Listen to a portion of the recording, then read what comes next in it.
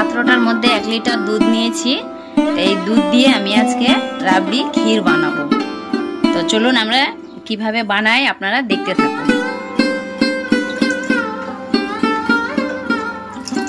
এই দুধটা আমার ততক্ষণ জাল হতে থাকুক।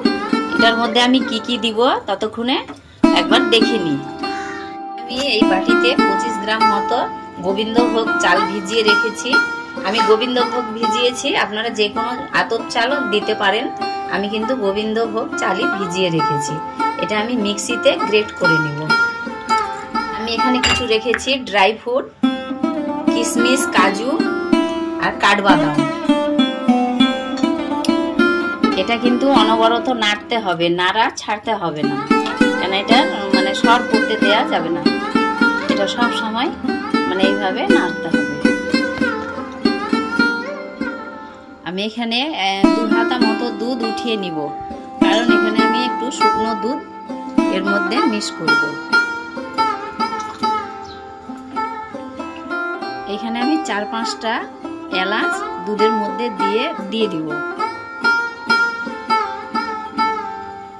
দিয়ে অনবরত নাড়ব।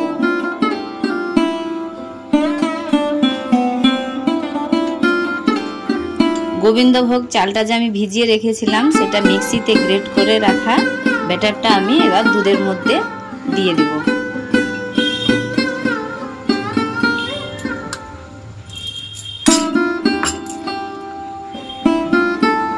দিয়ে আমি এটাকে শুধু নাড়তেই থাকবো।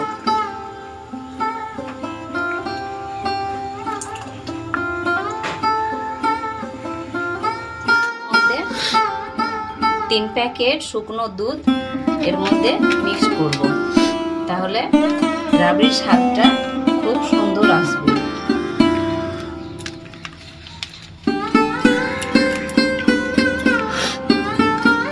এটাকে খুব ভালো করে মিশিয়ে নিতে হবে।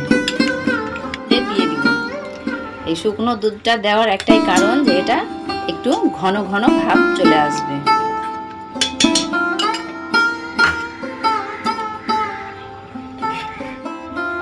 এখন গ্যাসটা লো ফ্লেমে রেখে এটাকে আস্তে আস্তে 2 থেকে 3 মিনিট জাল দিয়ে নিতে হবে। একটা ননস্টিকের প্যান বসিয়েছি, সেই প্যানের মধ্যে আমি একটু চিনির ক্যারামেল তৈরি করে নেব। আমি 4 চামচ চিনি দিব এখানে।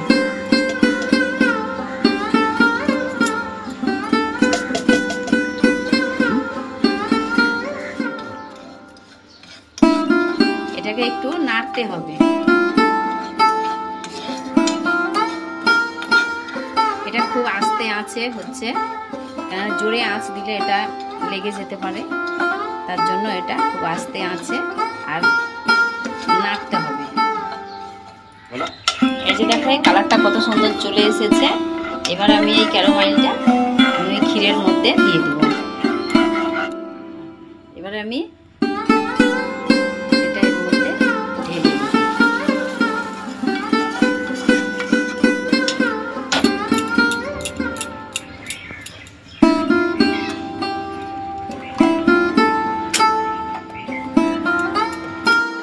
কত সুন্দর চলে এসেছে। এবার আমার রাবড়ি ক্ষীর তৈরি হয়ে গেছে। এবার আমি এটার উপরে কিছু ড্রাই ফ্রুট দিয়ে দিব, কাজু বাদাম, কাঠবাদাম, আর এখানে আমি দিয়ে দিব কিশমিশ।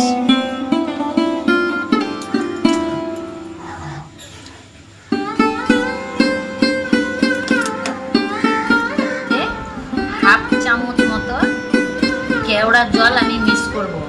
আপনারা চাইলে গোলাপ জলও দিতে পারেন। আমি এখানে কেওড়া জল একটু ফ্লেভারের জন্য একটু দিয়ে দিলাম, যেন এটা সেন্টটা খুব সুন্দর আসে। তো এখানে আমার ক্ষীরটা একবারে পুরোপুরি তৈরি হয়ে গেছে। তো এই দেখুন কালারটা কত সুন্দর এসেছে আর একদম পারফেক্টলি হয়ে গেছে, রেডি হয়ে গেছে। ঢেলে সার্ভ করে নেব। এই দেখুন আমার রাবড়ি ক্ষীর। তো আপনারাও বাড়িতে চাইলে বানিয়ে খেতে পারবেন। আর ভালো লাগলে অবশ্যই আমাকে জানাবেন আর একটা লাইক দিবেন। আর আমার চ্যানেলটি যদি সাবস্ক্রাইব করা না থাকে তাহলে সাবস্ক্রাইব করে আমার পাশে থাকবেন। আবার দেখা হবে অন্য কোনো রেসিপি নিয়ে। তো আপনারা সবাই সুস্থ থাকবেন, ভালো থাকবেন। ধন্যবাদ।